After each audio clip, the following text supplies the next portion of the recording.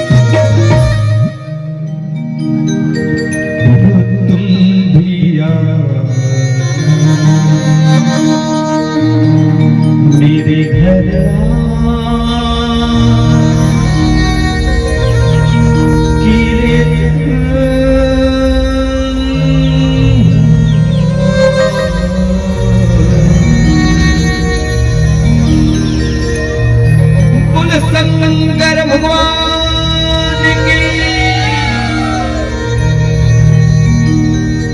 श्री महापुराण की जय।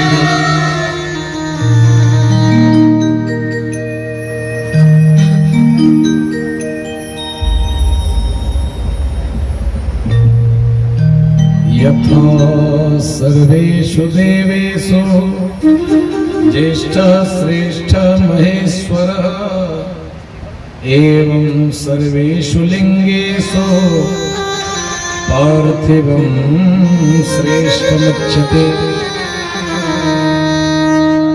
समस्त पूजनों में यदि कोई पूजन ज्यादा महत्व रखता है तो वो है पार्थिव शिवलिंग की पूजा। जैसे मूर्ति के पूजा करेंगे तो जो फल मिलता है उससे अनंत गुना, 1000 गुना ज्यादा फल मिलता है शिवलिंग की पूजा करने से। भगवान सदाशिव शांब का जो शिवलिंग है आप दर्शन कर रहे हैं, दरवाजे पर भगवान महादेव हैं, तो जैसे शिवलिंग का जो पूजन है उसका महत्व शिव के मूर्ति से अनंत गुना मिलता है। कारण क्योंकि भगवान पार्थिव शिवलिंग की ज्यादा महिमा है, जो मिट्टी से बनाए जाते हैं भगवान की प्रतिमाएं। महादेव के छोटे छोटे शिवलिंग बाती की तरह बर कर बनाते हैं, जो 1.25 लाख बनाते हैं, 51,000 बनाते हैं, 31,000 बनाते हैं, 21,000 बनाते हैं, 15,000 बनाते हैं, 10,000 बनाते हैं, 5,000 बनाते हैं, 3100 बनाते हैं, 1500 बनाते हैं, 500 बनाते हैं। ऐसे संख्याओं का वर्णन है।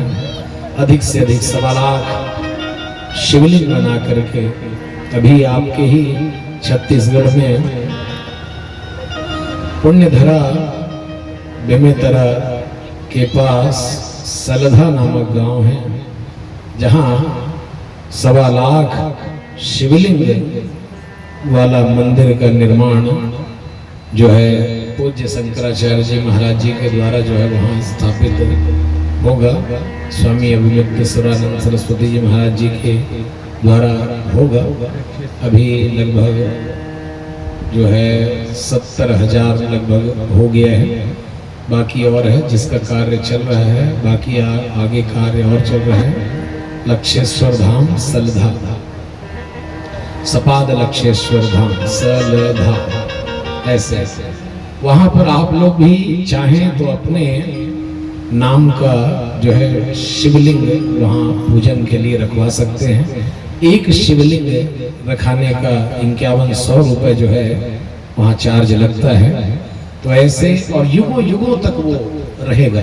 जैसे ही 1.25 लाख होगा उसके बाद अगर कोई कितना भी पैसा दे फिर शिवलिंग नहीं रखाएगा। छोटे छोटे शिवलिंग और आपके पूर्वजों के नाम से जो भी देगा उसके नाम से, जैसा नाम है राम नारायण तो रामेश्वर महादेव, ऐसे करके ना उनके नाम से जुड़ा हुआ महादेव का नाम रहेगा, पीछे में दानदाता का नाम रहेगा। ऐसे 1.25 लाख शिवलिंग एक स्थान पर रहेगा और जल चढ़ेगा तो एक एक करके सबके ऊपर से जल सीधा नीचे जाएगा, बढ़िया स्थान में जाएगा। ऐसा स्थान जो है बन रहा है, जाकर के दर्शन अवश्य करना। पूरा जो है ढांचा बन चुका है, अब बस शिवलिंग पूरा हो जाए उसके बाद मंदिर का कार्य और तेजी से आगे बढ़ेगा। 70,000 हो चुका है, बाकी अब थोड़ा बहुत बचा है, वो भी हो जाएगा 1 साल में। तो ऐसे स्थानों पर अवश्य दान करना चाहिए जहां हमारे पूर्वजों का नाम हमेशा युगों युगों तक, जब तक वो मंदिर का एक ईंटा रहेगा तब तक उनका नाम रहेगा। हम रहे ना रहे लेकिन पूर्वजों का नाम सदा वहां अजर अमर रहेगा। और उस शिवलिंग के पूजा के लिए 100 शिवलिंगों के लिए एक एक ब्राह्मण रखे होंगे, ऐसा महाराज जी के द्वारा बताया गया है। तो बढ़िया, जिन लोगों का भी इच्छा रहेगा वो लोग मिलेंगे और चाहे तो वहां जाकर के कर सकते हैं, चाहे तो यहाँ जमा करा सकते हैं, नाम लिखवा सकते हैं। बाद में वहां चाहे तो ऑनलाइन आप लोग मोबाइल के माध्यम से यहीं से वहां कर सकते हैं। ऐसा दिव्य स्थान है और बढ़िया करना चाहिए सबको। ऐसे स्थान पर यदि आपका पूजन होता है भगवान का तो ज्यादा अच्छा है। तो जो पार्थिव शिवलिंग है ये मिट्टी से बनाते हैं, काली मिट्टी से लेकर के बढ़िया सुंदर उसका भगवान का नाम लेते हुए मिट्टी बना करके जो पूजन करते हैं। तो लिखा है कि तथा सर्वेषु लिंगेषु पार्थिवम श्रेष्ठ उच्यते, यथा सर्वेषु वर्णेषु ब्राह्मण श्रेष्ठ उच्यते। जैसे समस्त वर्णों में ब्राह्मण श्रेष्ठ कहलाता है, वैसे ही समस्त शिवलिंगों में सबसे श्रेष्ठ यदि कोई शिवलिंग कहलाता है तो वो है पार्थिव शिवलिंग। मिट्टी से बना करके पूजा करने से अधिक महत्व मिलता है और ऐसे शिवलिंग की पूजा का बड़ा महत्व है। जो लोग ऐसे पार्थिव शिवलिंग निर्माण करके पूजा करते हैं उनको धन धान्य प्राप्त होता है, दीर्घायुष्य प्राप्त होता है, तुष्टि पुष्टि लक्ष्मी प्राप्ति और श्रेष्ठ साधन जो है उनको प्राप्त होते हैं। पार्थिव लिंग की बड़ी महिमा है मेरे प्यारे श्रोता।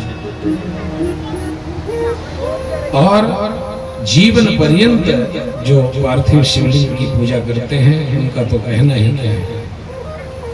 द्विखंड में जो अनेक शिवलिंग है, जैसे मंदिरों में जो नया मंदिर बनाते हैं तो मंदिर की तो महिमा है ही है, लेकिन जो पुराने मंदिरों का जीर्णोद्धार करते हैं उनका उससे 10 गुना ज्यादा महत्व है। नया मंदिर यदि कोई निर्माण करता है तो उसको कम पुण्य है, ठीक है नया बनाए हैं, लेकिन जो पुराने मंदिर है जीर्ण शीर्ण हो गए, यदि उसका कोई जीर्णोद्धार कर दे, केवल पैसा देकर के उसको नवीनीकरण कर दे, बढ़िया लिपाई पुताई करा दे, बढ़िया डेंट पेंट करा दे, बढ़िया सुंदर करा दे, तो उसका अनंत अनंत गुना पुण्य होता है। ऐसा शिव महापुराण में वर्णन है। तो जीर्णोद्धार करने वाले भी धन्य हैं जो मंदिरों को जीर्णोद्धार करते हैं, शिवालयों को जो जीर्णोद्धार करते हैं, मंदिरों को, कोई भी मंदिर हो, जीर्णोद्धार की भी बड़ी महिमा है। निर्माण रीति के बारे में बताया कि जो मूर्तियां हैं वो कितनी बड़ी होनी चाहिए, कितनी छोटी होनी चाहिए। मिट्टी से जो बनाते हैं उसमें षोडशोपचार पूजा होती है, षोडशोपचार पूजा में 16 उपचारों के द्वारा भगवान की पूजा होती है। अन्य जो और चढ़ाने योग्य जो बातें बताते हैं बड़े बड़े महाराज लोग, जैसे प्रदीप मिश्रा जी या अन्य पुराण में जो और बताते हैं कि काली मिर्च चढ़ाओ, ये चढ़ाओ, ये सब विशेष अवसरों में चढ़ाया जाता है। लेकिन नित्य प्रति जो हम और आप सब जो सात्विक पूजा करते हैं उसमें 16 प्रकार की ही सामग्रियां चढ़ाई जाती हैं। स्पष्ट रूप से हर शास्त्र में ऐसा लिखा है, कहीं नहीं लिखा है कि आप काली मिर्च नित्य प्रति पूजा जो होता है उसमें चढ़ाओ। हाँ, विशेष यदि आपको अवसर है, आपको विशेष पूजा करना है तो उसमें जौ है, तिल है, जो आप चढ़ाओगे ये सब आपको चढ़ाना है। लेकिन षोडशोपचार पूजा में ये सब नहीं है। षोडशोपचार पूजा में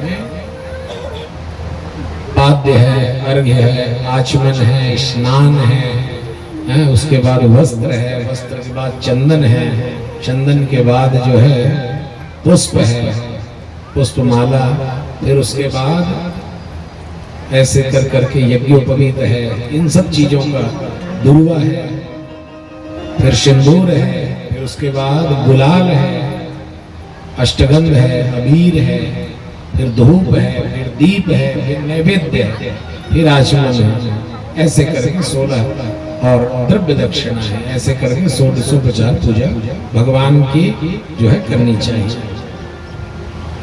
जो भी बुद्धिमान पुरुष है जो अपना कल्याण चाहता है उसको ऐसे ही भगवान सदाशिव भोलेनाथ के शरणागति लेनी चाहिए। जो कैसे हैं कि ध्याये नित्यम महेशम रजतगिरिनिभं चारु चंद्रावतंसं रत्नाकल्पोज्ज्वलांगं परशुमृगवरा भीतिहस्तं प्रसन्नं पद्मासीनं समन्तास्ततममर्गणैः व्याघ्रकृतिं रसानं विश्वाद्यं विश्ववन्द्यं निखिलभयहरं पंचवक्त्रं त्रिनेत्रं।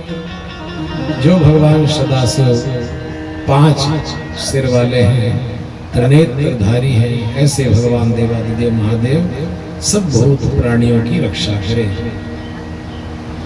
जिसको जो जो कामना रहता है वैसे वैसे शिवलिंगों की संख्या बताई है।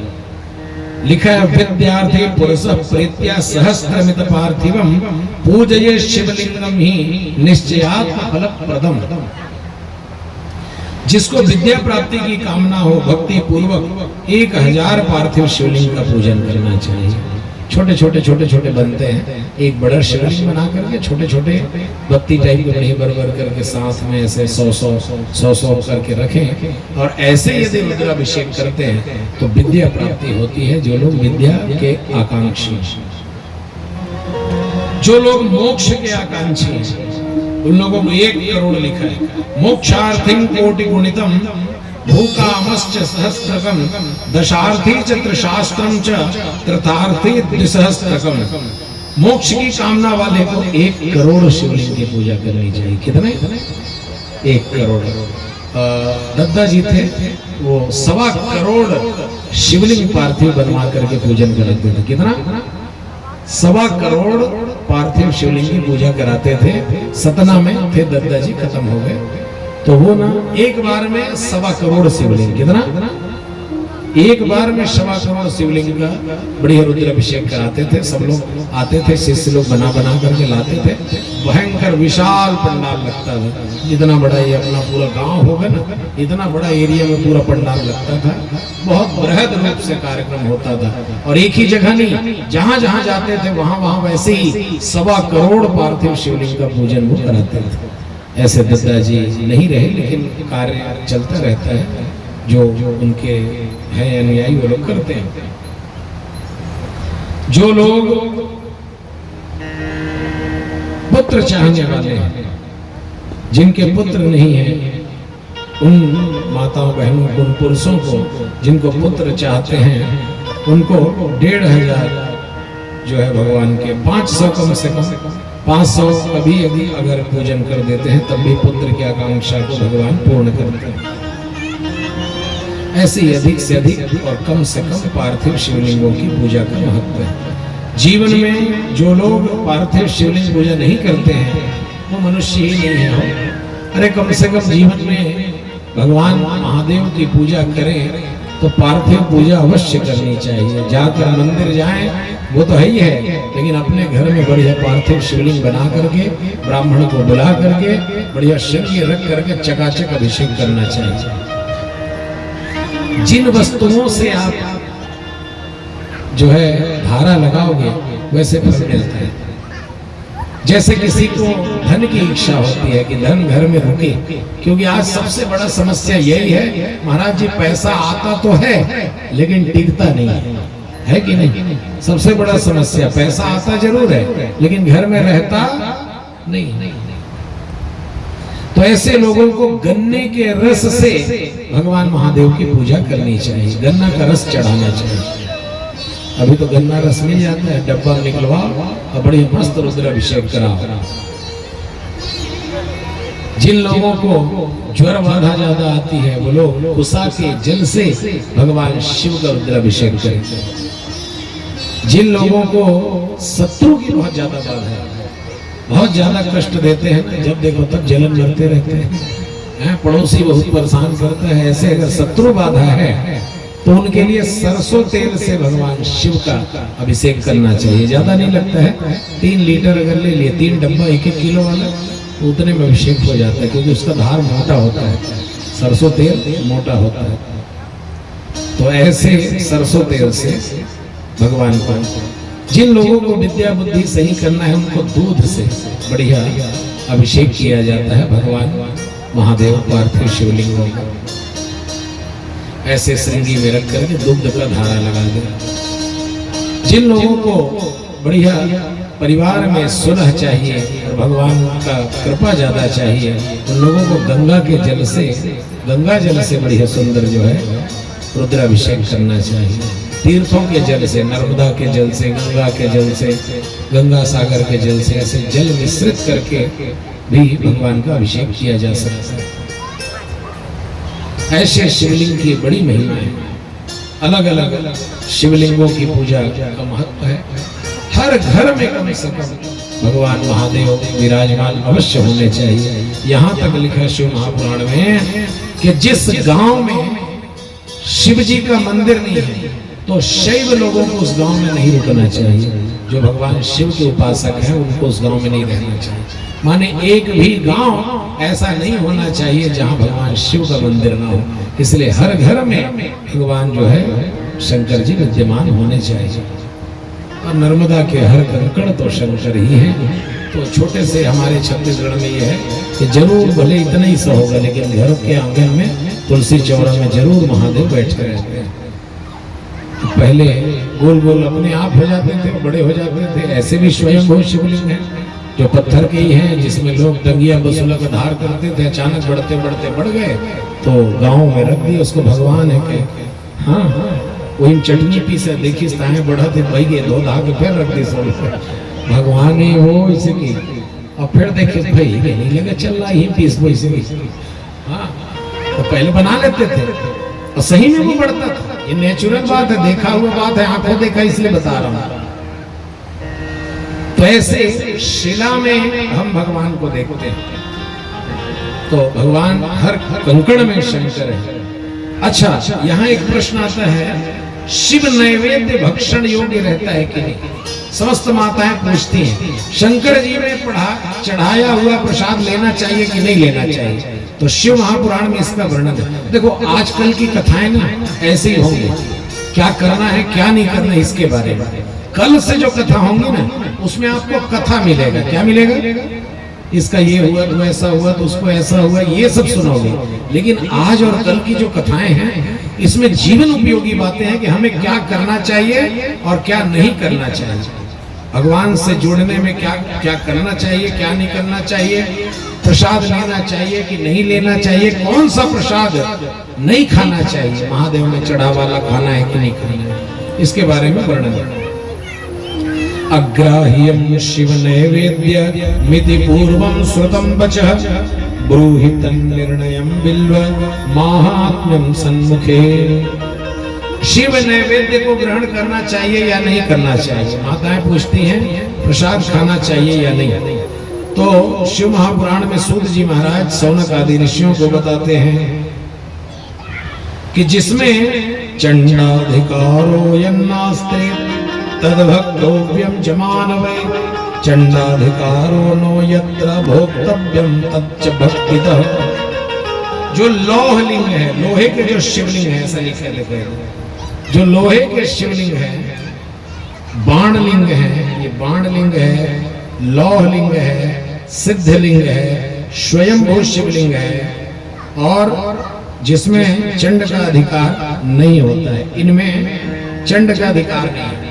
भगवान के एक गण है जो बहुत ज्यादा भूखे रहते हैं, इनका नाम है चंड। क्या नाम है? चंड नाम है। तो भगवान शिव के ऊपर जो प्रसाद चढ़ा दिया जाए, जैसे केला, सेव या मीठा, भगवान शिवलिंग के ऊपर में अगर चढ़ा दिया गया है तो वो जो प्रसाद है वो हर किसी को नहीं लेना चाहिए, और खास करके अपने से तो बिल्कुल नहीं लेना है। ऐसा लिखा है कि यदि उस प्रसाद को कोई ब्राह्मण यदि आपको उठा करके दे देता है तो वो प्रसाद नहीं, महाप्रसाद बन जाता है।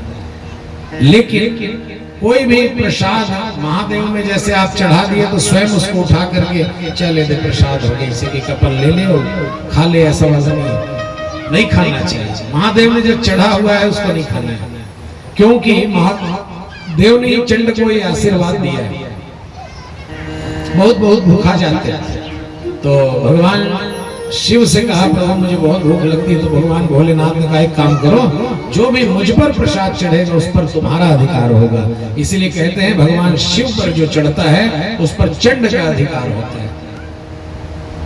तो उस प्रसाद को यदि ब्राह्मण, जैसे ज्योतिर्लिंगों में गए आप, यदि चढ़ा हुआ कहीं शिव जी में प्रसाद है, उसको ब्राह्मण आपको दे तो सहर्ष उसको स्वीकार करे, उस प्रसाद का दर्शन मात्र कर लेने से कल्याण हो जाता है। इतनी महिमा लिखी है कि हाथ में यदि कोई रखा है और उसको आपने दूर से देख बस लिया तो आपका कल्याण हो गया, और कहीं किसी ने प्रणाम करके खा लिया तब तो उसका कहना ही अनंत गुना पुण्य होता है। लेकिन कभी भी शिवलिंग में चढ़ा हुआ प्रसाद अपने से उठा करके नहीं खाना चाहिए। बाण लिंगे च लोहे च सिद्धे लिंगे स्वयं भुवि प्रतिमास च सर्वासो न चंडोधिकृतो भवत्। जिनमें चंड का अधिकार नहीं है उसको खा सकते हैं। जैसे आपके अपने घरों में आप लोग जो चढ़ाते हैं, नर्मदेश्वर वगैरह है, उनका उठा करके खा सकते हैं, लेकिन जो स्वयं सिद्ध जहाँ चंड का अधिकार है, ऐसे जो है मूर्तियों का, ऐसे शिवलिंगों का प्रसाद उठा करके नहीं खाना चाहिए। दूर से दिखाया हुआ, जैसे एक फल चढ़ा दिए, उस फल को नहीं खाना है, लेकिन थाली भर के जो रखे हो उसको अगर दूर से दिखा दिए, उसमें एक बेलपत्र डाल दिए तो वो भोग लग गया। कान्हा जी में तुलसी के बिना भोग नहीं लगता, महादेव में बिना बिल्व पत्र के भोग नहीं लगता, इसलिए एक बिल्व पत्र रहे लेकिन रहना चाहिए। ऐसे जो है भगवान भोलेनाथ के प्रसाद के बारे में बताया है। शिव नैवेद्य सदा ग्राही है, तो ऐसे भगवान का प्रसाद लेना चाहिए, और चंड का अधिकार है उस प्रसाद को नहीं लेना चाहिए। बिल्व वृक्ष की महिमा को बताते हुए भगवान महादेव कहते हैं, बिल्व वृक्ष जो है साक्षात महादेव का स्वरूप माना गया। मेरे प्यारे श्रोताओ, जिनको भक्ति और मुक्ति चाहिए, जो लोग बिल्व वृक्ष के नीचे यदि स्नान कर ले तो वो समस्त तीर्थों में स्नान करने का फल उसको प्राप्त हो जाता है। यदि किसी की शव यात्रा, यदि लाश भी हो गया है और यदि शव यात्रा जा रही हो, यदि बिल्व वृक्ष के नीचे से गुजर गई तो समझ लेना भव सागर से नैया पार है। इतनी महिमा है भाई बिल्व वृक्ष की, कहां तक की महिमा गाया जाए। यदि बिल्व वृक्ष के नीचे मूल में माने जड़ में यदि कोई नित्य प्रति जल दे और महादेव का रूप मान करके उसमें जल चढ़ाए और बढ़िया उसका पूजन आदि करे, दीप दान करे, तो उसकी महिमा अनंत अनंत गुना होती है बिल्व की पूजा करने। और यदि उसी बिल्व वृक्ष के नीचे किसी ब्राह्मण को चकाचक मालपुआ खवा दिया जाए, क्या खवा दिया जाए? हम लोग खाना नहीं है, हम अपन बनी कहा था। किसी भी ब्राह्मण को अगर वहां बुलाकर ले जाकर बिल्व वृक्ष के नीचे बढ़िया आसन दे दे, महाराज बैठो महाराज, इसे और बढ़िया चकाचक यदि लबलबा, ऐसा लिखा है, चकाचक लबलबाता हुआ घी से चकाचक बढ़िया मस्त मालपुआ बना करके बढ़िया सुमधुर सुंदर भोजन करा दे और बढ़िया जो है उनका सत्कार कर दे, तो उसकी महिमा का वर्णन कौन कर सकता है? उसके समस्त कामनाओं को महादेव जो है पूरा करते हैं। और लिखा है कि श्री शिवाय नमस्तुभ्यम मुखम व्याहरते सदा तन मुखम पावनम तीर्थम सर्व पाप विनाशनम। जिसके मुख में ये नाम रहता है, उसका यदि कोई दर्शन भी कर लेता है तो समस्त पाप ताप संताप मिट जाते हैं। उस मंत्र का नाम है श्री शिवाय नमस्तुभ्यम। बोलो श्री शिवाय। ये ऐसा श्लोक है कि श्री शिवाय नमस्तुभ्यम मुखम व्याहरते सदा तन मुखम पावनम तीर्थम सर्व पाप विनाशनम। जिसके मुखारविंद से ये नाम निकलता है श्री शिवाय नमस्तुभ्यम अथवा शिव शिव शिव शिव शिव शिव, ऐसे लोगों का दर्शन मात्र कर लेने से समस्त पाप ताप संताप दूर भाग जाते हैं। और यस्य त्रयं सदा विक्षेपेत शुभ्रतं द्विजा तस्य दर्शन मात्रेण वेणी स्नान फलं लभेत्। वेणी, वेणी नाम त्रिवेणी, वेणी नाम होता है त्रिवेणी। त्रिवेणी कहते हैं संगम को प्रयागराज में। ये तीन चीजों का संगम कहलाता है। क्या क्या? माथे पर भस्म, गले में रुद्राक्ष और मुख में भगवान शिव का नाम श्री शिवाय नमस्तुभ्यम। यदि ये तीनों एक साथ हो जाते हैं तो लिखा है त्रिवेणी संगम में स्नान करने का फल उस मनुष्य को मिल जाता है जिसके पास ये तीनों चीजें रहती हैं। मुख में भगवान का नाम, गले में रुद्राक्ष की माला और माथे पर भाल पर त्रिपुंड। एतत् त्रयं शरीरे च यस्य तिष्ठति नित्यशः तस्यैव दर्शनं लोके दुर्लभम पापहारकम्। भूत प्रेत पिशाच डाकिनी शाकिनी उस व्यक्ति के आसपास तक नहीं भटक सकते हैं जिसके पास ये तीनों होते हैं। क्यों? कहते हैं शिवेति नाम दावाग्नेर महापातक पर्वता भस्मी भवन्त्या नाया सात्य सत्यम सत्यम न संशय। ये तीनों जो है त्रिवेणी है, इसीलिए क्योंकि जो भस्म है वो गंगा है। क्या है? जो आप और हम लोग भस्म लगाते हैं माथे पर, उसको गंगा की उपमा शिव महापुराण में दी गई है। क्या हुआ तो पता है? एक बार दुर्वासा जी महाराज जा रहे थे आकाश मार्ग से, उसी समय जोर जोर से सब चिल्ला रहे थे बचाओ बचाओ बचाओ बचाओ, ऐसे कह। दुर्वासा जी ने सोचा ये सब कौन है जो चिल्ला रहे हैं। दूर से देखा तो अच्छा ये तो नरक है, ऊपर से देखा तो नरक था, तो जरा झांक के देखे ऐसे नीचे की ओर ऐसे, अच्छा ये नरक है क्या? और जैसे ही नरक को देखा झुक करके तो उनके माथे में जो त्रिपुंड लगा था तो मस्तक जब ऐसे हुआ तो उसका जो है हल्का सा उसमें प्रभाव पड़ा और माथे का जो भस्म है वो थोड़ा सा झड़ करके नीचे गिर गया। क्या हो गया? मात्र थोड़ा सा भस्म जो लगा हुआ था माथे पर वो थोड़ा सा झड़ करके नरक में गिर गया और नरक तुरंत स्वर्ग में बदल गया। बोल शंकर भगवान की। ये है भस्म की महिमा मेरे प्यारे श्रोताओं, जो नित्य प्रति भस्म लगाते हैं, बड़ी महिमा है। तो ऐसे भस्म की महिमा, सत्य की महिमा, सत्य की भी बड़ी महिमा है। इसलिए सदा जीवन में सत्य का आचरण करो, कभी झूठ मत बोलो किसी से, कभी किसी से कुछ मत छुपाओ। एक बार जो है कबीरदास जी अपने कुटी में ही थे, उसी समय एक चोर जो है अमर जी, एक चोर जो है आया और आकर के उन्हीं के कुटी में आया और आकर के शरणागति प्राप्त करना चाहे। महाराज मैं क्या करूं बताओ, मैं कहाँ छुपूं? मेरे को मारने के लिए राजा के मंत्री लोग घूम रहे हैं, सैनिक लोग आ रहे हैं। बोले अच्छा एक काम करो, ये जो रुई है, रुई में जाकर के छुप जाओ, क्योंकि ये जो है रुई वगैरह धुलते रहते थे, तो रुई में ही जाकर के छिपवा दिया, कहे जाओ छुप जाओ रुई में। और जब वो चोर जाकर के रुई में छुप गया, इतने में ही वो सैनिक लोग राजा के आगे, उन्होंने कहा कि बताइए कबीरदास जी, वो चोर आया था, आपने देखा क्या उसको? इधर आया है क्या चोर? कबीरदास जी ने कहा हाँ देखा है मैंने। अब वो सब पकावा बेचारा जन लुकाए रहते हैं, अपने लुकवा दी सब अपने बतावत होता है। हाँ हाँ आया यहाँ, कहे कहाँ है? वो दे रुई में लुकाया है क्या? बता दिए अपने रुई में अपने ही छुपवाए चोर को, और उसके बाद सैनिकों को बता दिया कि वो तो जो है यहाँ छुपा हुआ। सैनिकों ने भी बड़ा सोचा कि बताओ, कबीरदास जी भी भारी हंसी मजाक करते हैं, बताओ तो रुई में कोई चोर छुपेगा? जबरदस्ती छुपा है कहते हैं, ऐसा मजाक समझ करके लौट गए। अब जब लौट गए सैनिक लोग, तब वो बेचारा निकला बाहर। अब महाराज आज तो मरवई डरे रहे, बोले कि अपने तही लुकवाए सब तही बता दे कि मैं रुई लुकाए होगी। कह देखो तुम्हारी जो रक्षा हुई है वो मेरे वजह से नहीं, सत्य की वजह से हुई है। अगर मैं सत्य नहीं बोलता तो तुम्हें ढूंढते वो लोग, और मैंने सत्य बता दिया कि वो रुई में छिपा है, उन लोगों को भरोसा तक नहीं हुआ और वो लोग बिना चेक किए ही चले गए। इसलिए जीवन में सदा सत्य को अपनाना चाहिए।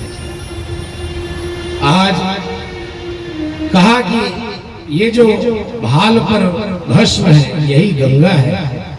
लिखा है कि गंगा गंगेति यो ब्रूयात् योजना नाम शतैरपि मुच्यते सर्व पापेभ्यो विष्णु लोकम स गच्छति। यदि आप यहाँ अपने वॉशरूम में भी अगर स्नान कर रहे हैं, बाथरूम में भी, या नदी में, तालाब में, बाहर में, कहीं भी, और केवल गंगा गंगा गंगा गंगा कह करके नहा लो, और ऐसा कह करके भी यदि स्नान कर लोगे तो आपको गंगा जी में स्नान करने का फल मिलता है। ऐसा हमारे एक नहीं समस्त धर्म ग्रंथ ऐसा कहते हैं। शैवम नाम यथा गंगा विभूति यमुनामता रुद्राक्षम त्रिविधा प्रोक्ता सर्व पाप विनाशिनी। भगवान शिव का नाम गंगा है, और जो विभूति लगाए हैं वो जो है यमुना है, और जो गले में रुद्राक्ष की माला है वही सरस्वती है। इसी को कहते हैं त्रिवेणी। क्या कहते हैं? तीनों का संगम जहाँ हो उसको कहते हैं त्रिवेणी, अथवा बेणी नाम चुटिया। क्या होता है? बेणी नाम छोटी। माताओं का जो चोटी होता है उसमें जो गूंथते हैं उसको भी कहते हैं बेनी। क्या कहते हैं? और उसमें 3 भाग करते हैं बालों का। ऐसा पढ़े हैं, हम देखे तो है नहीं किसी को करते, लेकिन पढ़े ऐसा है कि 3 भाग किया जाता है बालों का, 1 2 3, और उसके बाद ऐसे गुथेल चालू करते तो वो 2 ठना दिखते, एक के ऊपर एक चढ़ते, लेकिन एक ठना जम रही थे बेनी दिन हुई गायब। ऐसा पढ़े हैं, अब होता होगा तो होता होगा, इसीलिए लिखा है। तो बेणी को, बाल को 3 भाग में बांट करके उसके बाद उसको जब गूंथना चालू करते हैं तो 2 ठना दिखते, एक के ऊपर एक, और बीच में एक ठना गायब। तो वैसे ही वहां भी गंगा जमुना की धारा तो नजर आती है, लेकिन सरस्वती लुप्त है। क्या है? सरस्वती लुप्त है। जैसे माताओं की वेणी में एक धारा लुप्त है, वैसे ही गंगा जमुना सरस्वती की धारा में एक लुप्त है। ऐसे दिव्य जो है भगवान के नाम की, भस्म की और रुद्राक्ष की महिमा है। जिन लोगों को भयंकर भूत प्रेतों से डर लगता हो, ऐसे लोग जो है अवश्य रुद्राक्ष धारण करें।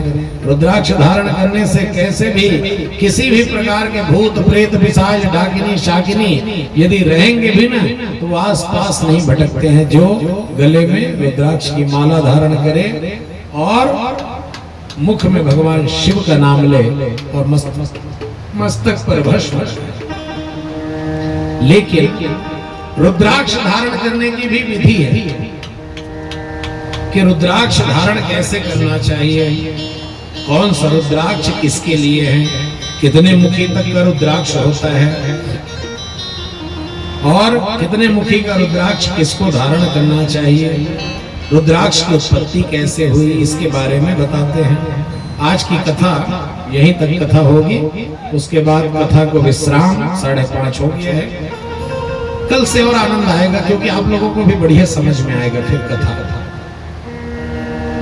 तो रुद्राक्ष की उत्पत्ति कैसे है? एक बार भगवान भोलेनाथ करुणा करके जो है, भगवान करुणा निधान के नेत्रों से अश्रु की धारा बही, वही नेत्रों के अश्रु जो हैं वृक्ष बन करके तैयार हो गए और उन्हीं वृक्षों से रुद्राक्ष की उत्पत्ति हुई। बोल शंकर भगवान की। ऐसे रुद्राक्ष की उत्पत्ति हुई भगवान शिव के नेत्र बिंदुओं से। और वो भी रुद्राक्ष चातुर्वर्णम मया शास्त्रम गुणकर्म विभाग से, चारों वर्णों के लिए अलग अलग रुद्राक्ष की उत्पत्ति हुई। हे पार्वती, जो भी मनुष्य रुद्राक्ष धारण करता है वो स्वयं शिवरूप हो जाता है। कहे रुद्राक्ष को कितना कैसे धारण करना चाहिए? तो कहे रुद्राक्ष को भुजाओं में भी धारण करते हैं, मस्तक पर भी धारण करते हैं, गले में धारण करते हैं, कमर पर धारण कर सकते हैं। ऐसे रुद्राक्षों के बारे में बताया। रुद्राक्ष समस्त पापों का शमन करने के लिए जो है पर्याप्त। इसका माला बना करके भी पहन सकते हैं, मस्तक पर मुकुट बना करके भी पहन सकते हैं। और रुद्राक्ष जो है अनेकानेक रुद्राक्षों के बारे में बताया है, जिसमें रुद्राक्ष कितने मुख तक का होता है इसके बारे में बताया कि 14 मुखी तक के रुद्राक्ष के बारे में शिव महापुराण में यहाँ पर वर्णन है। एक मुख वाला रुद्राक्ष जो होता है वो साक्षात भगवान शिव का स्वरूप होता है। इसीलिए एक मुखी रुद्राक्ष जल्दी मिलना संभव नहीं होता, बड़ा दुर्लभ होता है। क्या होता है? एक मुखी रुद्राक्ष जो है जल्दी से नहीं मिलता है मेरे प्यारे श्रोताओं। एक मुखी रुद्राक्ष और एक मुखी आदमी ये जल्दी नहीं मिलते हैं कल्याण जी, क्योंकि व्यक्ति भी बहुत मुखी हो गए हैं। एक मुखी आदमी भी नहीं मिलते आजकल। ये मैं कुछ बोली, वो मैं कुछ बोली, वो डरो जा कुछ बोली, है नहीं? आदमी भी वैसे ही हो गए हैं। और ये जो रुद्राक्ष है ये भी वैसे ही, एक मुखी रुद्राक्ष और एक मुखी व्यक्ति ये जल्दी नहीं मिलते हैं। तो ये मुखी रुद्राक्ष साक्षात भगवान देवादिदेव महादेव का स्वरूप है। इसलिए जिसको मिल जाए उसका किस्मत ही बदल देता है।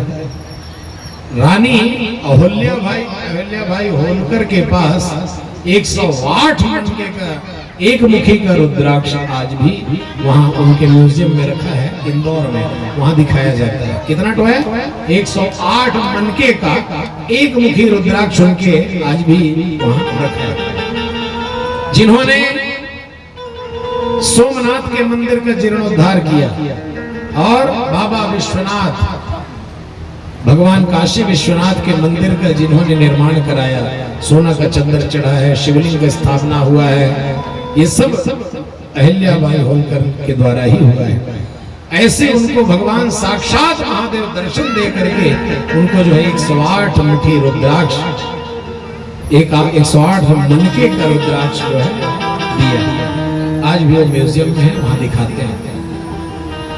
तो शिव स्वरूप होता है। एक मुखी रुद्राक्ष यदि किसी को मिल जाए तो वह भोग और मोक्ष दोनों प्रदान करता है। उसके दर्शन मात्र कर लेने से ब्रह्म हत्या के समान भी जो पाप होता है वो सब दूर हो जाता है। जहां रुद्राक्ष की पूजा होती है उसकी पूजा भी की जाती है। जहां रुद्राक्ष की पूजा होती है वहां से लक्ष्मी कभी भी दूर नहीं जाती है मेरे प्यारे श्रोताओ। हमेशा लक्ष्मी वहां अचल रूप से रहती है। दिवक्त्रो देव देवेश सर्वकाम फलप्रदः विशेषतः सरुद्राक्षो गोवधम नासयेत् द्रुतम्। जो दो मुखी रुद्राक्ष होता है, दो मुख वाला, जिसमें दो धारियां बनी होती हैं, वो देव देवेश्वर के स्वरूप माने जाते हैं।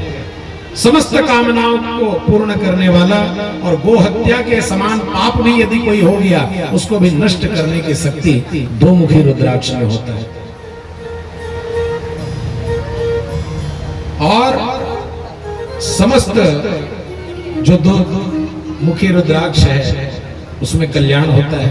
जो तीन मुखी रुद्राक्ष है, त्रिवक्त्रो ही रुद्राक्ष साक्षात साधनतः सदा तत्प्रभावात् साध्य युद्धे विद्या सर्वा प्रतिष्ठिता।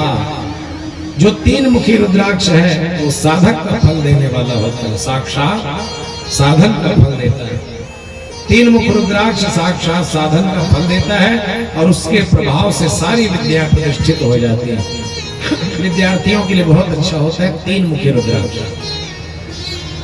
चार मुखी जो रुद्राक्ष है, चतुर्वक्त्र स्वयं ब्रह्मा नर हत्याम विपोहति दर्शनादि स्मृतना सद्यास चतुर्वर्ग फल प्रद। जो चार मुखी रुद्राक्ष है वो चारों पुरुषार्थों को देता है, धर्म अर्थ काम और मोक्ष। चतुर्विध पुरुषार्थों को देने वाला होता है, वो ब्रह्मा का रूप होता है। चार मुखी रुद्राक्ष जिसमें चार धारियां लगी रहती है। पंचमुखी रुद्राक्ष के बारे में कहते हैं कि पंचमुखी रुद्राक्ष साक्षात कालाग्नि का रूप होता है। वह सब करने में समर्थ होता है, सबको भक्ति मुक्ति देने वाला होता है, मनोवांछित फल को प्रदान करने वाला होता है। पंचमुख रुद्राक्ष अगम्य स्त्री के साथ गमन और पापान्न भक्षण से उत्पन्न समस्त पापों को दूर कर देता है। सबसे सुलभ यदि कुछ होता है तो वो जो है पांच मुखी रुद्राक्ष है। कौन सा है? पांच मुखी। ये सब जगह मिल जाता है, हर जगह पांच मुखी। लिखे है षड्वक्त्र कार्तिकेयस्तो धारणा दक्षिणे भुजे ब्रह्म हत्यादिकैश्चैव पापैर्मुच्येत नात्र संशयः। जो छह मुख वाला रुद्राक्ष होता है वो कार्तिक के समान होता है। भगवान शिव के पुत्र कार्तिकेय स्वामी का स्वरूप माना जाता है छह मुखी रुद्राक्ष। उसको जो है धारण करने की विधि है। छह मुखी वाला रुद्राक्ष जो है दाहिनी बाह में ऐसे भुजा में उसको धारण किया जाता है, मंत्र के द्वारा किया जाता है। ऐसे नहीं कि बस लिए खरीदे और पहन गए, इन सब का मंत्र होता है, आगे बताएंगे। और इन मंत्रों से ब्राह्मणों से बढ़िया बंधवा लो, ज्यादा अच्छा काम करेगा। तो छह मुखी रुद्राक्ष को ऐसे बढ़िया कपड़े में बांध करके छह मुखी रुद्राक्ष दाहिनी भुजा में पुरुष लोगों को बांधना चाहिए। इससे जो है विद्या बुद्धि सब प्राप्त होता है। सप्तवक्त्रो महेशानी ह्यनंगो नाम नामतः धारणास्तस्य देवेसी दरिद्रोपि स्वरो भवेत्। सात मुखी रुद्राक्ष साक्षात अनंग भगवान का स्वरूप माना जाता है जो दरिद्रता को दूर करता है। सात मुखी। आठ मुखी जो रुद्राक्ष है वह साक्षात अष्टमूर्ति भैरव के रूप में है। कोई भी मनुष्य जिसको डर है कि अपमृत्यु न हो जाए, अकाल मृत्यु न हो जाए, ऐसे लोगों को आठ मुखी रुद्राक्ष धारण करना चाहिए। कभी अकाल मृत्यु नहीं होगा, कभी सांप बिच्छू के डसने से नहीं मरेगा, कभी पानी में डूबने से नहीं मरेगा, कभी एक्सीडेंट में नहीं मरेगा। पता चले मोटरसाइकिल में जा रहे हैं, हर हर महादेव, तो ऐसा नहीं होता है। किसमें? आठ मुखी रुद्राक्ष धारण करने से अकाल मृत्यु नहीं होती है। बोल शंकर भगवान की। ये भगवान शिव ने ही ये सब सुगम किया। नौ मुख वाला जो रुद्राक्ष है वो साक्षात भैरव और तथा कपिल मुनि भगवान का रूप माना जाता है और उनकी अधिष्ठात्री देवी है दुर्गा। जो मनुष्य भक्ति परायण होकर अपने बाएं हाथ में नौ मुख रुद्राक्ष धारण करता है, बाएं हाथ में यहाँ पर भुजा हुआ, उसके समान सर्वेश्वर हो जाता है। वो निश्चय ही उसके सारे संशय मिट जाते हैं, समस्त कामनाओं को पूर्ण करने वाला होता है नौमुखी रुद्राक्ष, क्योंकि साक्षात देवी का उसमें वास होता है। जो 10 मुखी रुद्राक्ष है, 10 वक्त्रो महेशानी स्वयं देवो जनार्दन धारणास्तस्य देवेसी सर्वान् कामान् अवाप्नुयात्। 10 मुखी रुद्राक्ष साक्षात भगवान विष्णु का रूप है जो संपूर्ण कामनाओं को पूर्ण करता है। ऐसे 10 मुखी रुद्राक्ष की महिमा, समस्त कामनाओं को पूर्ण करता है। जो 11 मुख वाला रुद्राक्ष है वह रुद्र का रूप होता है। धारण करने मात्र से मनुष्य सर्वत्र विजयी होता है, कहीं भी उसका हार नहीं होता है। जो 11 मुखी रुद्राक्ष धारण करता है, क्यों? क्योंकि 11 रुद्र उसमें वास करते हैं। मन्युर महिनसो महान शिव ऋतध्वज उग्रेता भव काल वामदेव धृतव्रत, ऐसे मन्युर महिनस महान शिव, ये सब का वास उस 11 मुखी रुद्राक्ष में होता है। वो जिस और जो काम के लिए आगे बढ़ेगा वो काम उसका पूरा होता है। 12 मुखी रुद्राक्ष, द्वादशास्यंत रुद्राक्षम धारयेत केश देश के आदित्याश्चैव ते सर्वे द्वादशैः स्थिताः सता। जो 12 मुखी रुद्राक्ष है उसको हाथ में नहीं, गले में नहीं, उसको धारण किया जाता है शीश पर, माथे पर उसको धारण करते हैं। ये 12 आदित्य के स्वरूप होता है। जो सूर्य है उसके तेज को लेकर के उस मनुष्य के भीतर प्रदान करते हैं। और 12 मुख वाले रुद्राक्ष को केश प्रदेश में धारण करें, उसको धारण करने से मानो मस्तक पर 12 आदित्य जो है विद्यमान हो जाते हैं। सूर्य का जितना भी कमजोरपना होगा ना वो सब पुष्ट हो जाता है 12 मुखी रुद्राक्ष से। बोल शंकर भगवान की। ऐसे रुद्राक्षों की महिमा है मेरे प्यारे श्रोताओं। त्रयोदश 13 मुखी रुद्राक्ष के बारे में बताया कि 13 मुखी त्रयोदश मुखो विश्वे देवेश धारणास्तवः सर्वान कामान वाप्नोति सौभाग्यम मंगलम लभेत। 13 मुख वाला रुद्राक्ष विश्व देवों का स्वरूप माना जाता है। उसको धारण करने मात्र से अभीष्ट फल की प्राप्ति होती है और मंगल लाभ होता है। 14 मुख वाला रुद्राक्ष जो होता है, चतुर्दश मुखो यो ही रुद्राक्ष परमः शिवः ध्यारयेन मूर्धनि तम भक्त्या सर्व पापम प्रणश्यते। 14 मुख वाला रुद्राक्ष परम शिव स्वरूप होता है। यदि उसको मस्तक पर धारण करते हैं तो समस्त पाप ताप संताप सब जल बल करके राख हो जाते हैं। ऐसे 14 मुखों तक के रुद्राक्ष का वर्णन शिव महापुराण में मिलता है। बाकी और लोग 21 तक देते हैं बेचने वाले। उमन खा करते जानता 14 ठरनी थे, बाकी 6 खुदे बना देते। हाँ 20 वाले हवा और मेरे नीचे की थे आदमी के ध्यान हवा दे दे इसी की। ये जैसे रुद्राक्ष पहने हुए हैं तो इसमें जो ये धारियां बनी हैं, ये ऐसे लाइन बने, ये ओरिजिनल है, ये अपने हाथ से तोड़ा हुआ है, इसलिए इसमें डुप्लीकेट का कोई संशय ही नहीं। ये नेपाल से स्वयं जाकर पेड़ से तोड़ के और बढ़िया सड़ा के जैसे बोई रही थे नहीं वैसे चिवड़ी थी, तब बोई लगी से छिलका और डाल दे रही झिल्ली तो थोड़ा पानी छिड़क जाए। हाँ थोड़ा दिन बाद ओखर ऊपर के जन छिलके रहते हैं सड़ जाते हैं, ओखर बाद वो अच्छा रगड़ रगड़ के पानी में धो दे। हाँ तो इसने हो जाए और पहिनत पहिनत पहिनत पहिनत के हाथ करिए हो जाते सफेद रहते। जब वो टोरे में हाथ सफेद रही पहिनत पहिनत हाथ करिया जाते हैं धीरे धीरे रंग में, क्योंकि इसमें रोज घी लगता है। क्या लगता है? हाँ चकाचक ऐसे मजबूत होता है इससे। इनमें भी भेद है। जो छोटे होते हैं, जितने छोटे होते हैं उतना ज्यादा फल मिलता है। बड़े का तो महत्व है ही है, लेकिन जैसे जैसे वो छोटा होगा वैसे वैसे उसका महत्व और बढ़ते जाता है। और इनमें भी भेद है कि जिसमें बहुत ज्यादा छेद हो गया हो, अपने से सुई से छेदा किया हो, ऐसे रुद्राक्ष की महिमा उतनी ज्यादा नहीं है जितनी स्वयं से छिद्र हो। ऐसे रुद्राक्ष इसकी भी विधि है, छेद ना हो, टूटा ना हो, गला ना हो, सड़ा ना हो, ऐसा नहीं होना चाहिए। परिपक्व होना चाहिए, पका हुआ होना चाहिए और अक्षिद्र होना चाहिए। ये जैसे 6 मुखी रुद्राक्ष है और एक नहीं, ये सब के सब 6 मुखी है। 2 2 4 2 6, ये सब के सब 6 मुखी है। पूरा माला ही 6 मुखी का है। तो ऐसे ये भी नहीं मिलता है। एक ठो लोगे तो 11,000 कहेगा, कोई 5,000 कहेगा, कोई 1102 कहेगा, एक ठोकर ऐसे तो अलग अलग है। तो हर मुखी का अपना महत्व है और भगवान के सामने रख करके बढ़िया पूजन करके तब ब्राह्मण के द्वारा, गुरु के द्वारा इसको धारण करना चाहिए। रुद्राक्ष धारण करने वाला सत्य बोले, झूठ न बोले, मांस का त्याग करे, मदिरा का त्याग करे, झूठ का त्याग करे, इन सब नियमों का पालन करना पड़ता है। तब जाकर के भूत प्रेत पिशाच निकट कुछ भी नहीं आता है, यदि इन नियमों का पालन करते हैं। लहसुन प्याज नहीं खाना, इन सब चीजों से दूर रहना है, तब रुद्राक्ष धारण करना है जी। ये साक्षात भगवान महादेव के अस्त्रों से प्रकट हुए हैं, इसलिए इन चीजों का त्याग करना है। पता चले रुद्राक्ष पहने, पता चले मदिरालय में खड़े हैं और भैया हाँ गुरु मंत्र ले तो पहने होगी, और पता चले बाटल खरीद।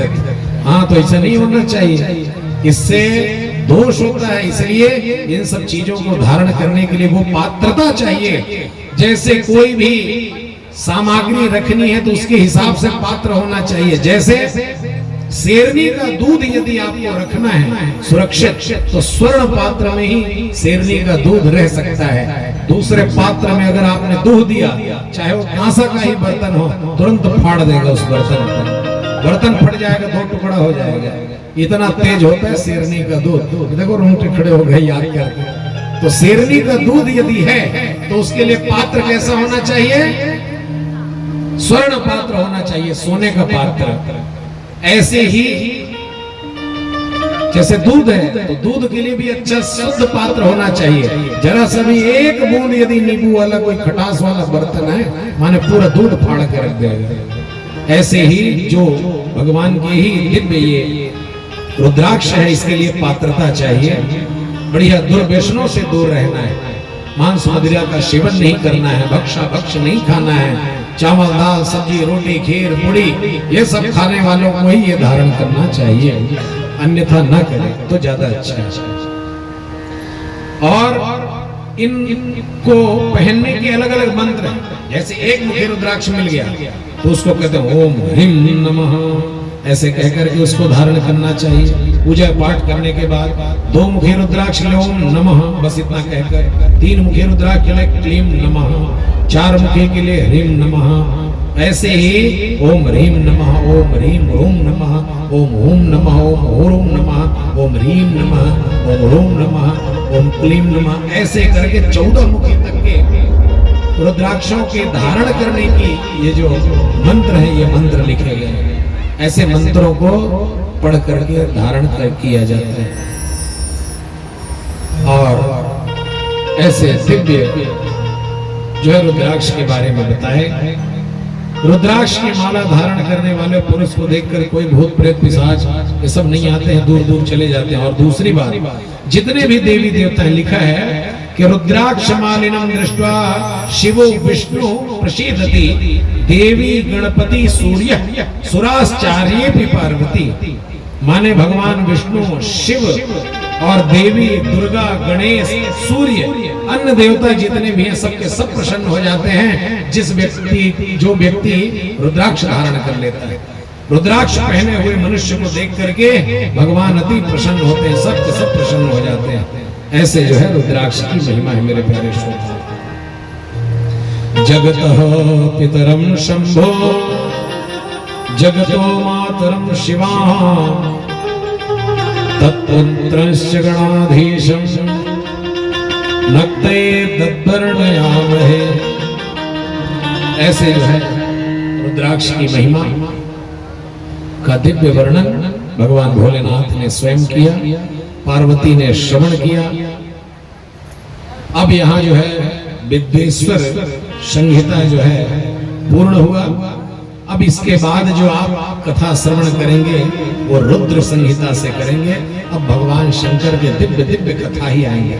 अब आप सबको अच्छे से समझ में आएगा ये क्या करना क्या नहीं करना। एक दिन तो कथा समझने में लगता है, अब उसके बाद आगे जब आप सुनेंगे तब समझ में आएगा कि किस पुण्य के प्रभाव से जो है आप कुबेर जी कुबेर बने, किसके पुण्य प्रताप से वो धनाध्यक्ष कुबेर बने, कौन सा ऐसा पुण्य उन्होंने किया जिसके कारण से उनको धनाध्यक्ष का पद प्राप्त हुआ। आप सब भी करते हैं नित्य प्रति उस कार्य को, याद रखना।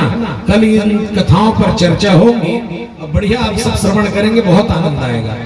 क्योंकि जो घर में दुर्भिक्षता है, जो भी ये सब दूर करने वाला उपाय कल आप सबको बताऊंगा, जिससे कि निर्धनता भी दूर होगी। यदि घर में कलह हो रहा होगा, लड़ाई झगड़ा, तो वो भी कम होगा। धीरे धीरे घर में शांति आएगी और घर में बरकत आएगी, क्योंकि शांति ही सब कुछ है मेरे प्यारे श्रोताओं। चाहे कितनी धन दौलत रहे, अगर घर में कहीं मान लो शांति ही नहीं है तो वो धन दौलत किस काम का, बताओ। प्यार से अगर कोई बात ही न करे एक दूसरे से, इसलिए श्रीमन नारायण भगवान की पावन झांकी का आप सब दर्शन करेंगे। क्योंकि आज आपने अरुणाचल महादेव की कथा सुनी, जिसमें भगवान सत्यनारायण ही सत्य बात करके, सत्य बोल करके, जिन्होंने भगवान सदाशिव महादेव को प्रसन्न कर लिया। याद रखना, अब ये 9 दिन तक आप सबको झूठ नहीं बोलना है। क्या नहीं करना है? हाँ, का करत है नहीं, हमन तो गाँव आए नो, घर में नहीं है, नीचे नहीं कहना है, घर में हंस तो घर में हो कहना है। हाँ ये सब भी झूठ है जी। मान लो कोनो आदत है तो बताना है, कोई भी कार्य में झूठ नहीं बोलना है। छोटे छोटे चीजों में झूठ बोलोगे ना, एक झूठ को छुपाने के लिए तमाम कई झूठ बोलना पड़ता है मेरे प्यारे श्रोताओं। इसीलिए झूठ ही नहीं बोलना है, चाहे जो हो जाए। 9 दिन देखो नहीं बोल करके क्या आपके जीवन में परिवर्तन आता है। किसी भी बात पर झूठ नहीं बोलना है। नहीं महाराज बिना झूठ बोले काम ही नहीं बना ही सके। ये दाई माथा पीरा हुआ थे, आज खाना नहीं बना सका हो सके। कोई माथा नहीं पीराया है, वो बना है इसी की काय रानी जेठानी पता नहीं, मैं नहीं जाना, परिवार में ज्यादा रहो नहीं जानो नहीं, लेकिन रही थे बहुत जगह। तो मैं बीमार हुआ तो और आंधी ऐसे तो एक दूसरे के छोटा मोटा झूठ है, लेकिन छोटे ही मोटे झूठ से बड़े झूठ जो है उत्पन्न होते हैं। इसलिए झूठ नहीं बोलना है। क्या नहीं करना है? झूठ बिल्कुल भी नहीं बोलना है। सत्यम वद धर्मम चर, ये शिव महापुराण हमें सिखाती है कि वंदे शिवम तम प्रकृतेरनादिम प्रशांतमेकं पुरुषोत्तमं हि स्वमायया कृष्णमिदं हि सृष्ट्या नभो वदन्तिर्हि स्थितो यः वन्दे धरस्थं निजगूढरूपं शिवं स्वतः स्वष्टुमिदं विचष्टे जगन्ति नित्यं परितो भ्रमन्ति यत्सन्निधौ चुम्बक लोहवत्तम। जैसे चुंबक अपनी ओर लोहे को खींच ही लेता है, वैसे ही भगवान शिव के गुणगण ऐसे हैं कि न चाहते हुए आपके मन को अपनी ओर खींच लेंगे। ऐसे भगवान शंभु के गुणगण हैं। बोल शंकर भगवान की। सारे जगत को भगवान जो है आसपास ही भ्रमण करते हैं। जैसे चुंबक को उल्टा करोगे तो चुंबक की तरफ जब आप लोहे को लाओगे और लोहा चुंबक उल्टा करोगे ना तो लोहे को ढकेलेगा, वैसे ही सारा संसार गोल गोल घूम रहा है। भगवान सदाशिव ही इस संसार को बनाने वाले हैं, इस संसार को चलाने वाले हैं और अंत में अपने आप में ही लीन करने वाले हैं।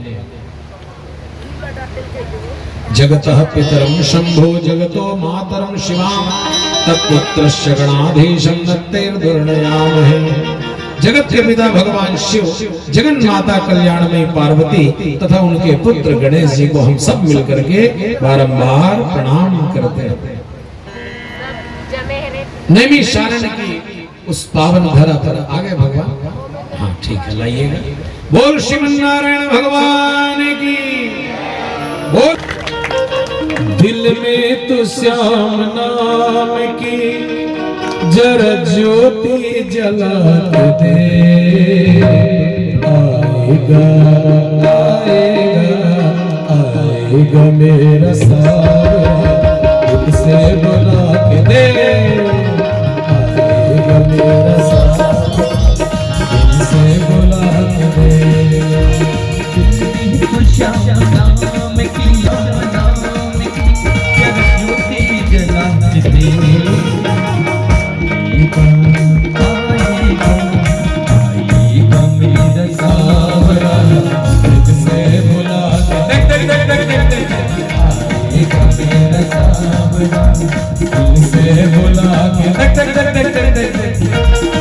ताली बजाते हुए बड़े भाव के साथ, फिर इसके बाद आरती करेंगे।